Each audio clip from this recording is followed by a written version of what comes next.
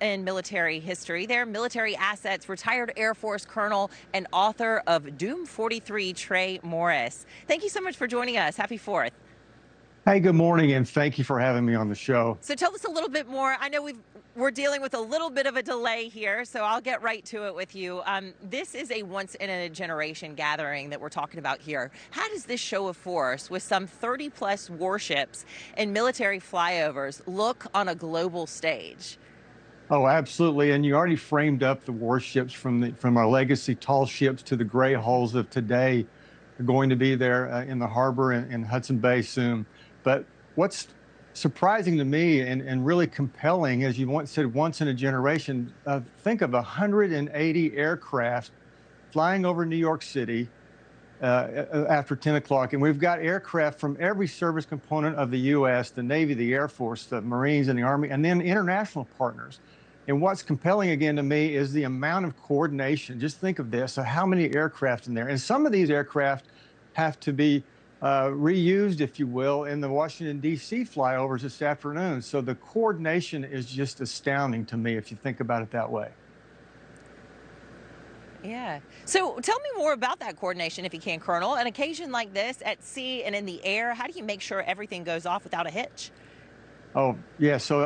Again, think of these aircraft are taking off from various airfields literally around the nation. So for the Bomber Force, you've got aircraft taking off from North Dakota and Missouri and West Texas, making their way into that region for these flyovers. And then all the other smaller aircraft, same thing, from different airfields. And you have a single point coordinator on the ground ensuring that when the timing changes, if you have somebody singing the national anthem on the ground that goes a little bit long, all this radio communication taking place.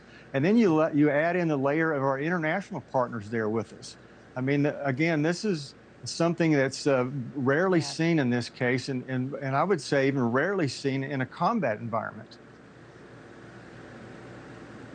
Yeah, and for folks who want to go out there and get a sneak peek there at history being made, how about the security challenges at each of these events for spectators, too, around these military assets? Well, that's just another layer that we do have to keep an eye on. I mean, we call most of these assets, low density, high demand assets, and especially our low observable assets in the Air Force and the Navy with the F-35 and the F-22. And then, luckily we've got our more strategic platforms in the bomber perspective coming from their home bases. And then again, just orbiting and waiting for that timing and that coordination. And then even flying these formations is difficult. It's hard to be able to just imagine yourself trying to rendezvous with a member on a trip, and you're not pulling over waiting. You're traveling down the interstate waiting for your family member to join up beside you, and that's just a small idea of what this is like. Right. Yeah, not to mention how the weather plays into all of it as well. America's 250th birthday comes during a time of conflict. We can't ignore that. We don't want to gloss over that. What can you tell us about military preparedness during these celebrations? Well, I think you mentioned a little bit about the ongoing conflict. So I mean, when negotiations start, the military aspect of that does not just suddenly stop. It shifts into this mode, this backstop of providing credibility for our negotiators while they're in that realm. And we've seen this in Desert Storm and Allied Freedom and in Iraqi Freedom, where it is an enabler for the diplomatic efforts. And as a retired B-52 aviator, you were part of a record-setting mission, I understand, that opened Operation Desert Storm. So can you talk to us about the role that combat aviation has played in conflicts?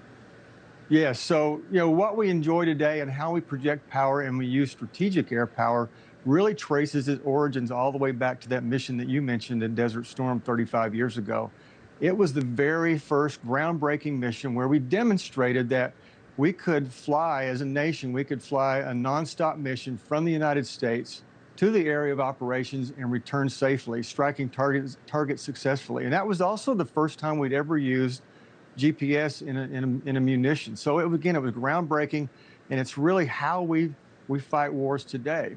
How we saw in Allied freedom and enduring freedom and Iraqi freedom. All those waves that we project power, and we use strategic air assets, trace their origins back to this senior surprise mission.